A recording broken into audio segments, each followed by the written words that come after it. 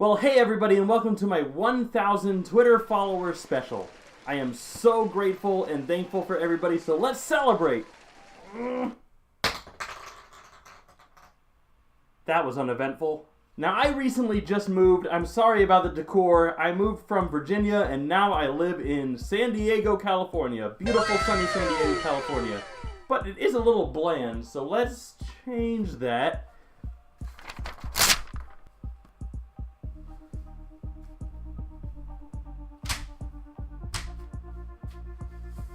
Perfect! So thanks to all your support on Twitter, I reached out and asked for your questions, and I'm going to answer them here in video. So let's see what the first question is. So our first question comes from a friendly shamrock shake at Clovis Mint, and he asks, why are you so epic? Well, the answer is, I'm not. But thank you! Tech the Dog 1 asks, how does it feel to breathe air? Well, honestly, in this suit it's very difficult, but generally pretty nice. Our favorite Kettle Boy asks, since you're also a musician, do you have a favorite song to play? You know what? I do. I play the piano, and one of my favorite songs to play is Pink Floyd's Great Gig in the Sky. It's a wonderful piece on the piano, and I love every second of playing it. It's a joy for me as it is for everybody else. Cryo News asks, how's life treating where you are now? Well, I haven't found out yet. I did just move here, and a lot has changed, so we'll see. My man Moores asks, how has your experiences with the fandom affected your life? Truthfully, it has helped me with a lot of personal struggles, and it has also helped me meet a lot of amazing people. So it is invaluable the amount that the furry fandom has changed me. Rocky asked me, is this the Krusty Krab? And I say, no. This is Patrick. Now Lance the Wolf asked, if you could change one thing about the fandom, what would it be and why? That's a really hard-hitting question, and I'll answer it honestly.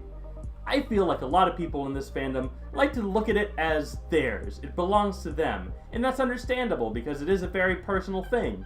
However, I feel like if we took the time to look at the fandom as more of a group of friends rather than something that should be gatekept, we'd all get along a little bit better. We're all very different and also very unique, and I felt if we spent more time sharing our differences and having a dialogue, we could get to know each other a little bit better.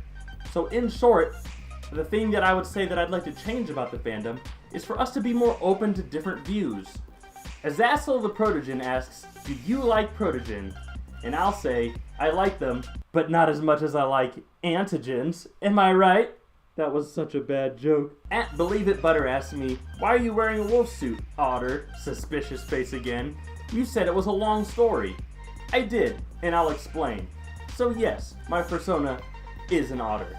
I do love wolves. However, when I started this channel, I didn't have a fursuit of my own, and it was a product of circumstance that a very close friend of mine nearby had a partial to sell.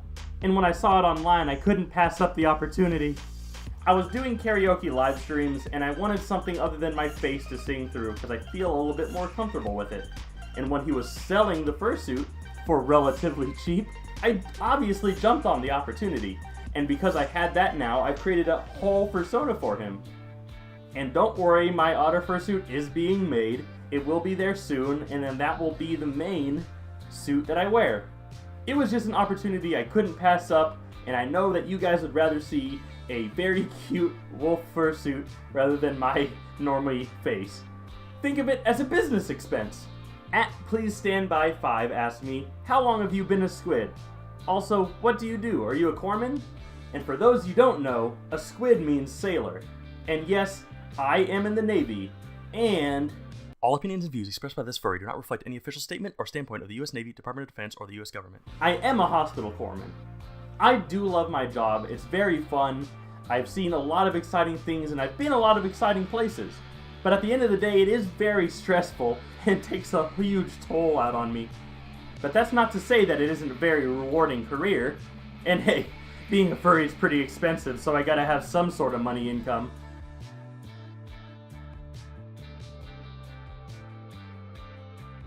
At Ziggy Durg asked me, where did you get the idea for your Sona? And I've already told you about Cody, But Atris Otter actually comes from a long time ago, early on in my involvement in the fandom, where a good friend of mine tried to help me find my species. And eventually we settled on otter because it was a species that I truly felt connected with, and it was something I felt really open about. Otters have been a huge part of my life for so long, especially being where I grew up.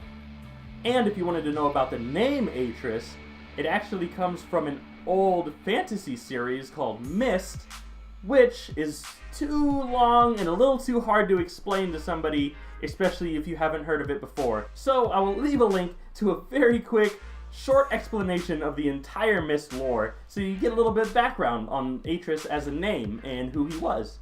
But otters themselves and their personality as a species and the name Atris means a whole lot to me, and it was something that I felt very personal, and I'm very glad that now I get to share it all with you guys. Believe It Butter again asks, okay, Atris Otter, if that is your real name, tea or coffee? Suspicious face. I couldn't find an emoji, pardon the asterisks. Now tea is really tasty, but honestly, as utilitarian as I am, I would say coffee. Coffee packs more of a punch. At GameWolf66 asked me, how did you get introduced to the fandom? Well, as everybody does, there's a whole lot of furry media, especially when we were growing up. From things like The Lion King, to Balto, to the Chipmunks, to Looney Tunes, etc. Until a good friend of mine actually came out to me as a furry, and he showed me some of the art, and I looked up some of the stuff myself. Nothing like that. But I found a really nice webcomic called Closet Coon, and I'll leave the link to them below as well. But I felt really connected to that little comic, and it resonated so greatly with me and who I was at the time that it opened me up to this whole world. And then through forums and other sites, I ended up getting more and more involved in the fandom. @MinuteArt asks me, anime or Disney? And to that I'm gonna have to say, well, it depends. Generally, Disney. But anime has such an appeal that Disney just can't quite grasp. So that is a really hard question to answer, but I'm gonna have to go with Disney because they've put out a lot more classics. And they gave us Zootopia, so. @DarkWolf191 asks me, what's a body part that you wouldn't mind losing? Maybe I'd say my nose, because that's something I'm willing to do without, plus it would make cosplaying as Voldemort a lot easier. @Noki Missions asks, what's your favorite beer or cider? Now, I really like beer. I'm an IPA drinker. I like the different flavors and the different varieties of everything, but there is one very smooth, very wonderful beer that I love to drink. Ardent IPA. It's brewed in Virginia. It's some of the best beer I've ever had in my life. For T, not YT, asks me, Netflix or chill? Now that's an interesting question, considering I only really watch Netflix for either The Office or BoJack Horseman. What is this, a crossover episode? So I'm gonna go with chill. For Vivo, ask me, what's the best restaurant? And that's a hard question to answer, considering, are you looking at chain restaurants or specialty restaurants? And if we're gonna go chain restaurants, I'm probably gonna have to go with Red Robin. And not only because they make some amazing gourmet burgers, but also because they have a variety of other dishes. Koshi837, Koshi and the Nuclear Launch Code asks, how long have you been a furry, and what was your first character / persona if it wasn't Atris? Well, actually, my very first persona was a raccoon named Aiden. This was back when I was very young, and I didn't really understand the fandom, and as I grew, I felt more and more connected to a different species. Again, 4T, not YT, asks me, Earth or Mars? And while Mars seems very interesting, Earth has all the oxygen, so I'm gonna go with Earth. PK Russell actually has a very good question. What is it like being a furry in the military? Well, all opinions and views expressed by this furry do not reflect any official statement or standpoint of the U.S. Navy, Department of Defense, or the U.S. government. Being a furry in the military does come with a lot of challenges. It's already a very stressful environment, and you are always under scrutiny. So having this extra layer of ridicule is a little hard sometimes, but the people that you fight alongside and the people that you train alongside will love you no matter what. I've met a lot of wonderful people and a lot of amazing brothers and sisters in the military that accept me for who I am, even if they're uncomfortable with it. Gratefully, we live in a time now where a lot of things are a lot more acceptable than they were back in the past. I joined the military in a time where it wasn't okay to be gay, or it wasn't okay to be one way or the other. But now everybody in the military kind of understands that we all have different backgrounds, and we all come from different places, and we have different lifestyles. And as long as you're good at your job, and you aren't causing any trouble, you'll get along just fine. That doesn't quite stop the amount of jokes I get pushed at me though. Nani asked me, how did you come up with your persona, Uwu? And originally, I just wanted to have an otter who I felt connected with. And I know it sounds kind of silly me talking about me being an otter while I'm wearing the wolf suit, but I already explained it. Now I do have another persona, Veovis, and he was born out of the need for me to have a character if I needed to be a little bit more aggressive. And not so darn cute all the time. So long story short, Atris Otter is an otter who was bit by a hyena at midnight under the full moon. And now, when he gets aggressive, he turns into Veovis, the were-otter. I just thought it was a fun and unique perspective of the angel and the devil on your shoulder. Thieflink asked me, what inspired you to start your channel? And I'm a very opinionated person, and people have told me in the past that my opinion should be shared. But I've seen a lot of negativity being passed around the internet, and a lot of people not saying what needs to be said, or saying it in a way that just causes more drama. So what I'm trying to do is start a channel that looks at both sides objectively, and hopefully bring people together in the middle, at least a little bit. Minute Art asked me again, pause or moz? And I only have one answer for that.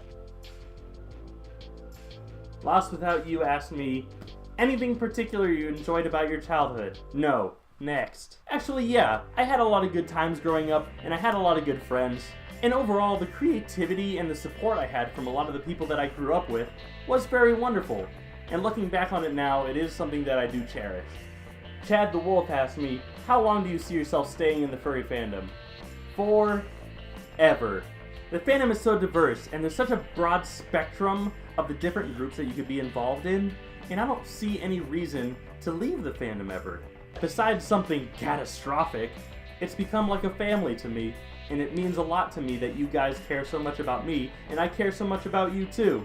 And plus, I'm pretty deep into it now, there's not a whole lot coming back from this. Telstar asked me, any interest in sci-fi?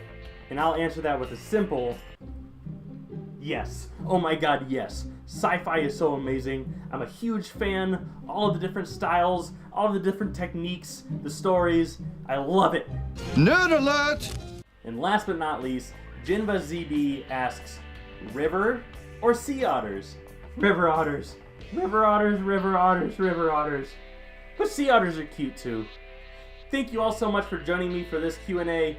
Without your support, I couldn't be doing what I do.